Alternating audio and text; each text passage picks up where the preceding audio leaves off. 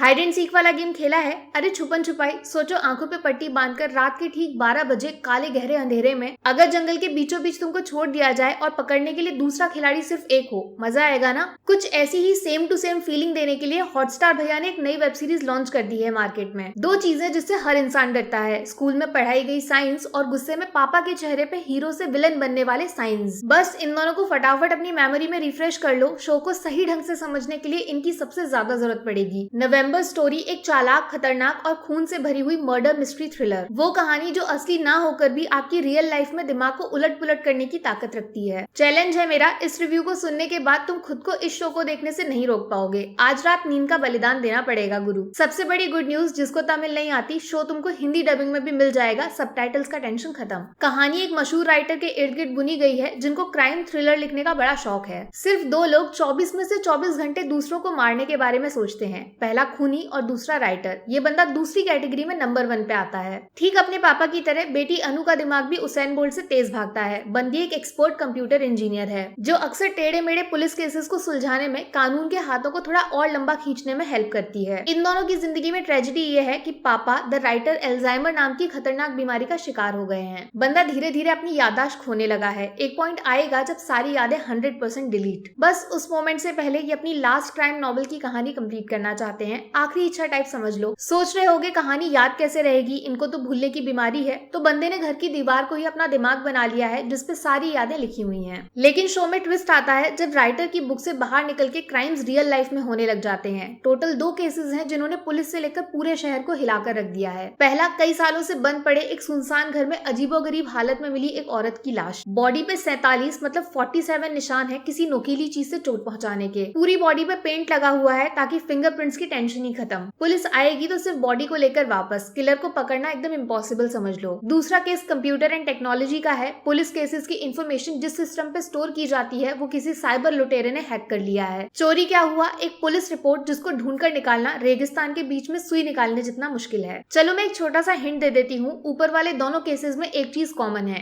अपनी प्यारी अनु, क्योंकि जिस घर में मर्डर हुआ वो अनु के पापा का है। और दूसरे वाले केस में जिस जगह का कंप्यूटर हैक किया गया है उस ऑफिस में कंप्यूटर इंजीनियर कौन है जानते हो? अपनी अनु। एक मजेदार बात और बता देती हूँ, ये जो राइटर साहब है ना, ये कभी कभी हेलुसिनेट करते हैं, मतलब खुली आंखों से सपने चालू। और तो और इनका एक इमेजिनरी दोस्त भी है जो दुनिया में बाकी किसी और को दिखाई नहीं देता, लेकिन ये उसकी हर बात मानते हैं। अब बोलो, ऊपर वाले ज्ञान को सुनने के बाद ये डेड बॉडी को पेंट से चमकाने वाला साइको किलर कौन हो सकता है? कहीं राइटर बाबू जोश में होश तो नहीं खो बैठे और अपनी आखिरी कहानी लाल खून वाली रियल लाइफ में पूरी तो नहीं कर डाली इन्होंने किसी की जान लेकर? अपनी अनु के तेज दिमाग को भी अंडर एस्टिमेट मत करना। कहीं पापा की लास्ट विश जल्दी से जल्दी पूरे करने के चक्कर में मैडम ने कंप्यूटर से पुलिस केस चुरा के उसको अपने पापा की कहानी तो नहीं बना डाला? वैसे एक चीज नोटिस किया नहीं, शो का नाम नवंबर स्टोरी क्यों रखा गया? इसके बारे में मैंने बड़ी चालाकी से मौन व्रत रख लिया। जानते हो क्यों? जोर का झटका जो काफी जोरों से लगेगा शो देखते वक्त तुमको। मेलोडी खाओ, खुद जान जाओ। देखो, क्राइम शोज तुमने बहुत सारे देखे होंगे, लेकिन नवंबर स्टोरी का कहानी बताने का तरीका उन सबसे थोड़ा हटके है। पहले एपिसोड में ही आपके सामने सवाल और उनके जवाब दोनों रख दिए जाते हैं। दिल बोलेगा केस तो सॉल्व हो गया, लेकिन दिमाग जानता है ये राइटर बाबू का धोखा है, जबकि सच नजरों से बिल्कुल दूर है। दूसरी शैतानी, एक ही शो में 2 कहानियों को एक साथ चलाना। हर एपिसोड की शुरुआत में 5-6 मिनट पास से कुछ धुंधली यादें दिखाई जाती हैं। उसके बाद दी एंड, दूसरी कहानी शुरू अपने राइटर और अनु की। अब पब्लिक का काम है इन दोनों कहानियों को आपस में जोड़ना।